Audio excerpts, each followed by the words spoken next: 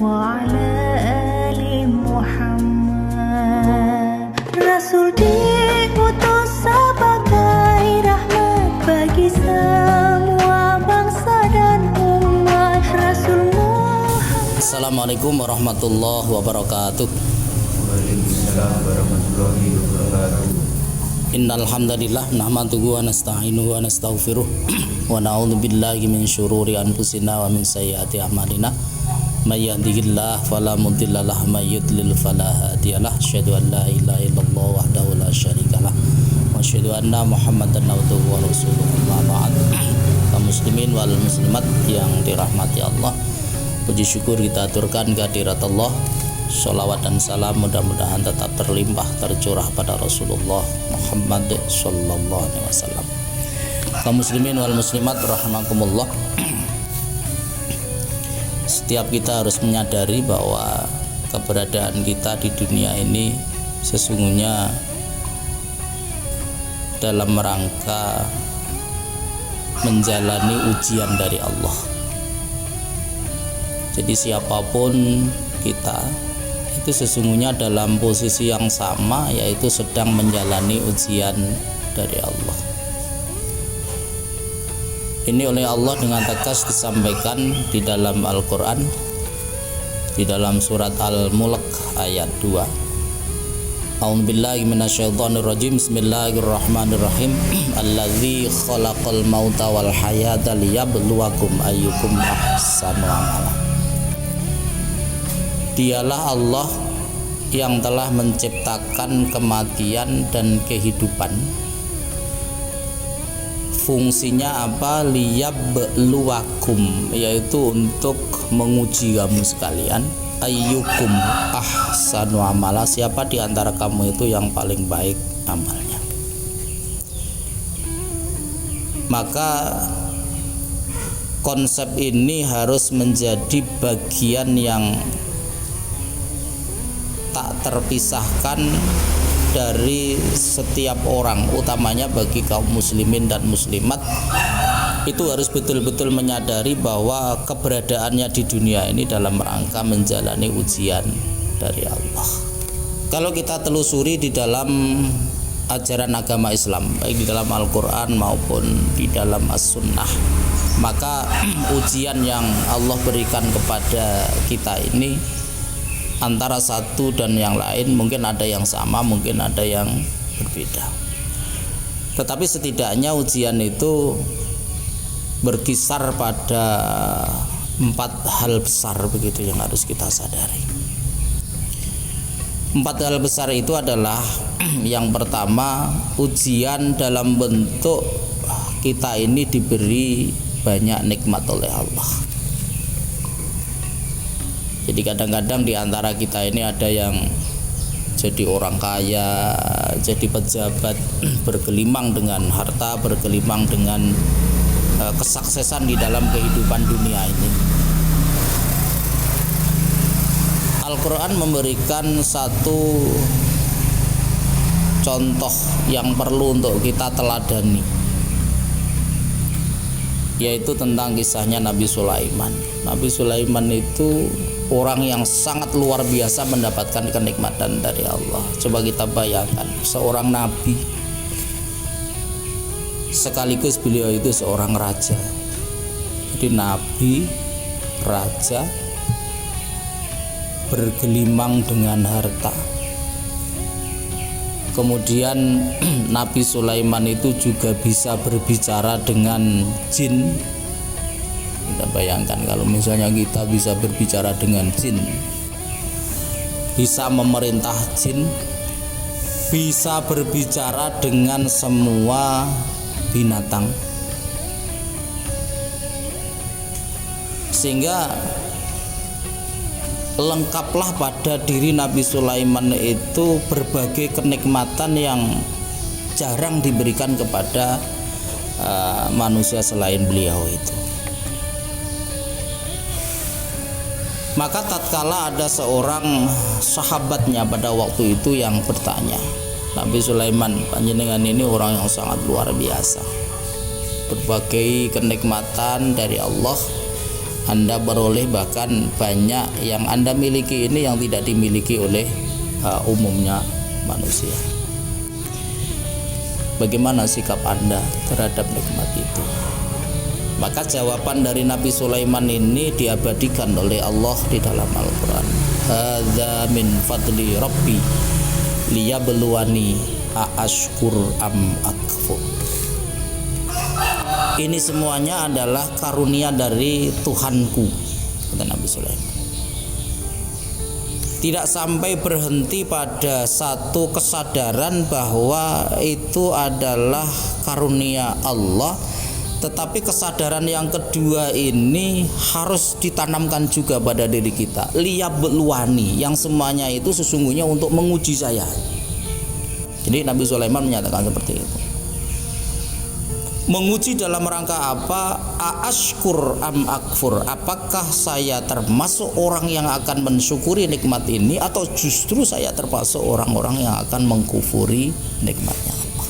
Jadi bagi kita seorang yang beriman pada Allah, ketika mendapatkan kenikmatan, itu yang harus kita tanamkan dulu pada jiwa kita adalah bahwa apapun yang kita peroleh, apapun yang kita miliki itu sesungguhnya adalah karunia dari Allah.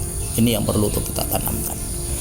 Jangan pernah seorang muslim itu ketika mendapatkan sesuatu, apakah mendapatkan harta, apa mendapatkan kedudukan, pangkat, kesehatan dan sebagainya, kemudian itu mengklaim bahwa apa yang ia peroleh itu adalah atas usahanya sendiri. Tapi seorang muslim yang benar itu adalah ketika mendapatkan karunia dari Allah, maka yang pertama kali itu disampaikan adalah hadza min fadli rabbi. Ini adalah karunia dari Tuhan. Kemudian harus ditingkatkan kepada yang kedua, bahwa kita harus memiliki keyakinan kenikmatan yang Allah berikan kepada kita, apakah itu kesehatan, apakah itu harta, apakah itu kesempatan menuntut ilmu, ya apakah itu kehidupan kita di dalam dunia ini, apakah itu mungkin nanti jabatan dan sebagainya, maka harus diyakini bahwa semuanya itu dalam rangka liyabluwani, dalam rangka sebagai sarana ujian dari Allah kepada kita. Nanti jawaban kita terhadap ujian itu cuma ada dua kemungkinan. Aashkur am akfur. Apakah nanti kita akan termasuk kelompok orang yang mensyukuri nikmatnya Allah, atau justru kita ini termasuk orang yang mengkufuri nikmatnya Allah? Jawabannya itu. Dan inilah yang harus kita lakukan dalam kehidupan dunia ini. Siapapun di antara kita, apapun kenikmatan yang Allah berikan kepada kita, maka kita harus berusaha mensyukuri dan meyakini bahwa ini bentuk ujian dari Allah. Kemudian yang kedua, bentuk ujian yang kedua ini adalah musibah. Ya, musibah itu artinya sesuatu yang terjadi pada diri kita, atau pada sesuatu yang kita miliki, atau sesuatu yang kita cintai, yang kejadian itu tidak sesuai dengan yang kita inginkan. Itu namanya musibah. Jadi musibah itu macam-macam. Ya, ada tidak punya uang, itu juga musibah. Kita kena penyakit, itu juga musibah. Ada saudara kita yang meninggal, itu juga musibah. Kita nanam apa gitu tapi tidak berbuah, ini juga musibah. Kita nanam padi, kemudian padinya itu setelah berbuah kemudian dimakan oleh hama, ini juga musibah. Allah menggambarkan di dalam surat Al-Baqarah ayat 155 sampai 157 itu. A'udzubillahi minasyaitonirrajim. Walanabluwannakum bisyai'im minal khawfi wal ju' wa naqsim minal amwali wal anfusi was samarat wa basyir as-sabirin alladzina idza asabathum musibah qalu inna lillahi wa inna ilaihi raji'un. Dan sungguh kamu sekalian ini akan diuji minal khawfi, dari rasa kekhawatiran. Kadang-kadang kita memiliki rasa kekhawatiran, itu juga ujian dari Allah. Khawatir nanti begini, khawatir nanti begitu. Nah, ini juga ujian ya. Walju dan rasa lapar. Kita ke pesantren, kan ke pesantren itu tidak seperti di rumah ya. Kalau di rumah apa-apa ada, sirmangan ini ada, sirmangan itu. Pesantren kemudian kita ini makannya cuma nasi itu saja, kemudian kita ini lapar, itu bagian dari ujian. Wa naqsim minal amwal, kekurangan harta benda, watsamarat, dan juga kekurangan buah-buahan. Maka kemudian ketika kita ini menghadapi ujiannya Allah itu, Al-Quran menegaskan, basyir as-sabirin, wahai Muhammad, berilah kabar gembira kepada orang-orang yang hatinya sabar menerima ujian. Al-Quran memerintahkan kepada Rasulullah supaya memberi kabar gembira kepada umat ini ketika umat itu diberi ujian dalam bentuk musibah, kemudian umat itu bersabar. Babasyir as-sabirin. Bentuk kesabarannya itu seperti apa? Idza asabatku musibah qalu inna lillahi wa inna ilaihi raji'un.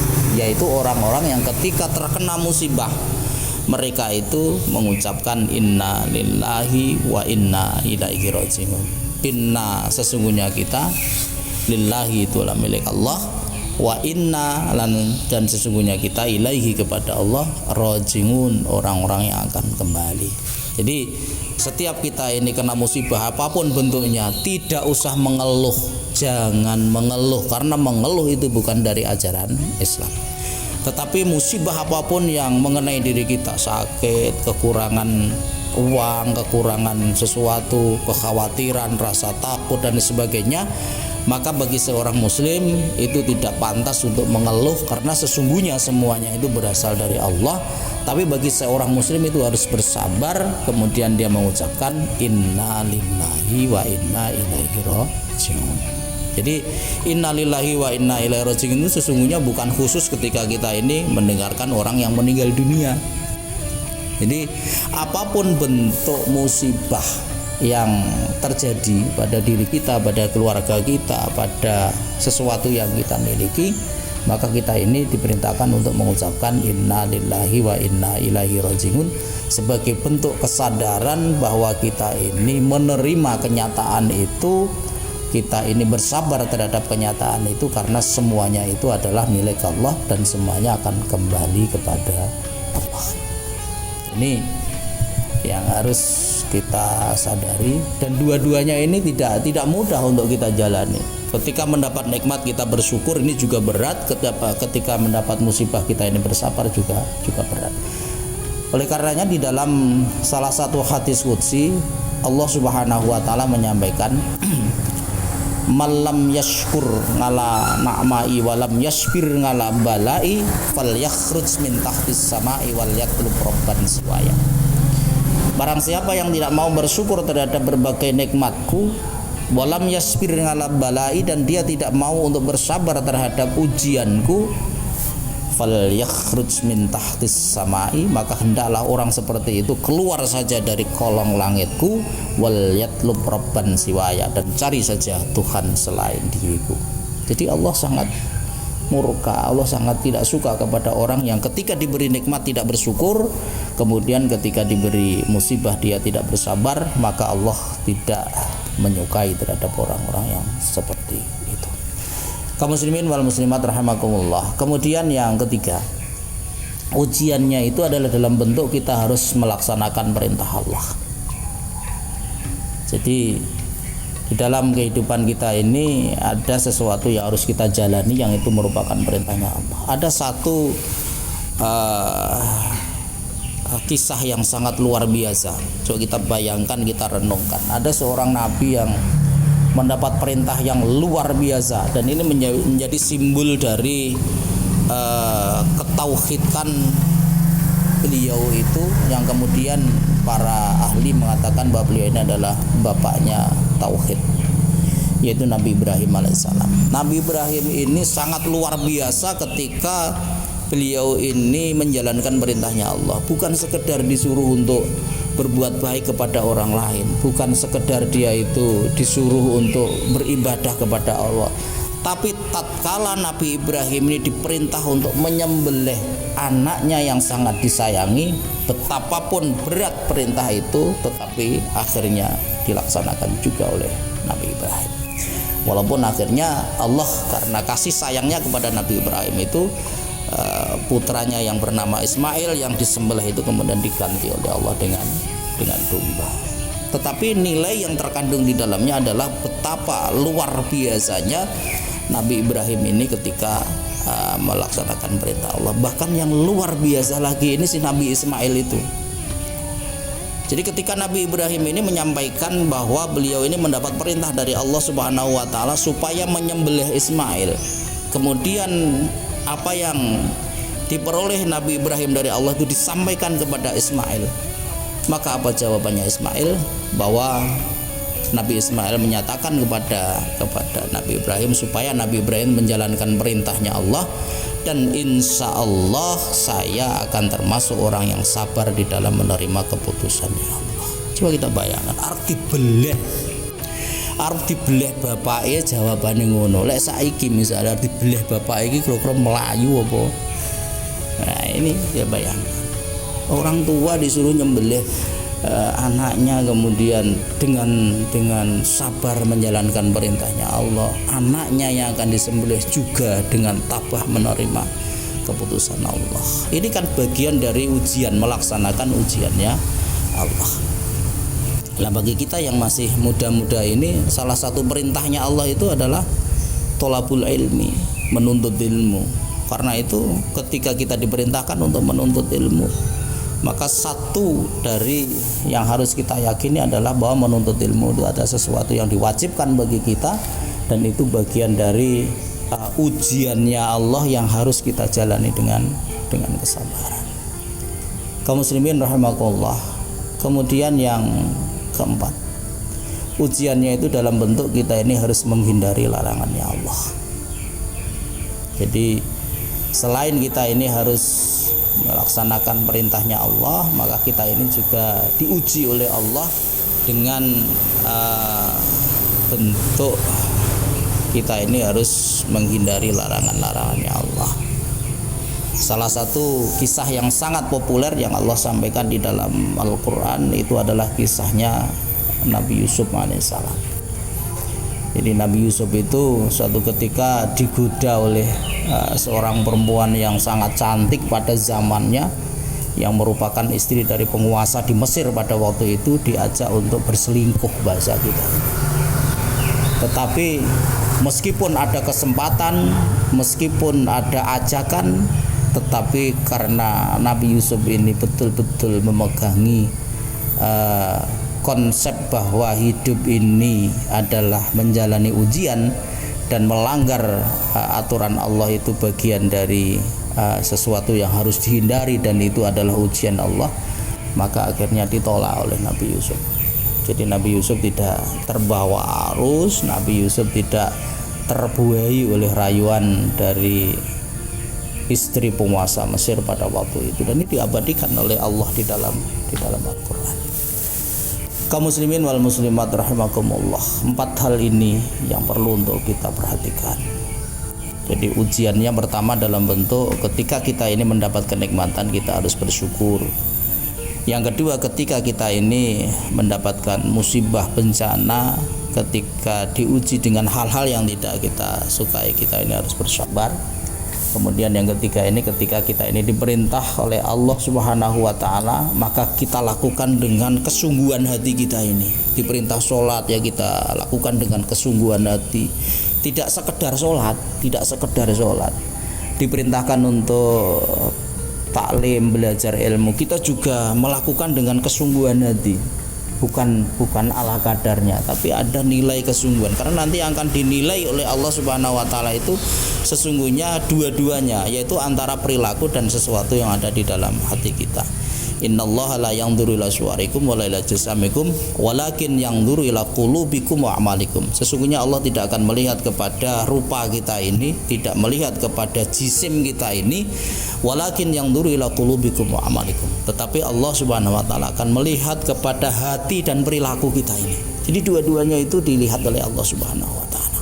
Perilakunya bagaimana, hatinya bagaimana, tenanan nopo ora yang lakoni sholat, tenanan nopo ora yang lakoni belajar, ini yang harus kita perhatikan. Kemudian yang terakhir, yang keempat, yaitu ujian dalam bentuk kita ini harus menghindari hal-hal yang dilarang oleh Allah Subhanahu wa taala. Apapun yang dilarang oleh Allah, kita jangan sekedar untuk tidak melakukan, tapi ajaran agama kita menyatakan bahwa segala bentuk larangan Allah itu harus kita jauhi, bukan sekedar tidak kita lakukan, tapi harus kita jauhi. Kaum muslimin wal muslimat rahimakumullah, mudah-mudahan kajian singkat kita pada pagi hari ini ada manfaatnya bagi kita semuanya. Dan sekali lagi hanya kepada Allah lah kita ini memohon supaya sisa-sisa usia kita ini tetap berada di jalannya Allah Subhanahu wa taala. Amin ya rabbal alamin. Ada kekurangan, ada kekhilafan, mohon maaf yang sebesar-besarnya. Nasrun minallah wa fathun qarib wa basyiril mu'minin. Assalamualaikum warahmatullahi wabarakatuh. Waalaikumsalam warahmatullahi wabarakatuh.